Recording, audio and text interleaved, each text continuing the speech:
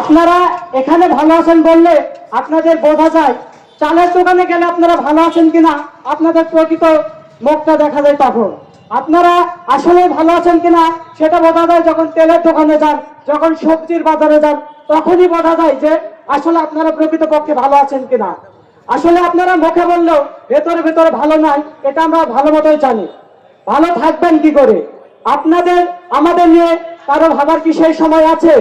আপনাদের আমাদের সময় আছে ঠিক ভোটের 1 মাস, এবং ভোটে যেদিন ছিলের প্রয়োজন হয় সেদিন। তারা আমাদের আবেগ নিয়ে, আপনাদের আবেগ নিয়ে খেলা করেছে। তারা আমাদের বলেছে ভোট দেন, ক্ষমতায় গেলে আমরা আপনাদের স্বার্থ নিয়ে কথা বলবো।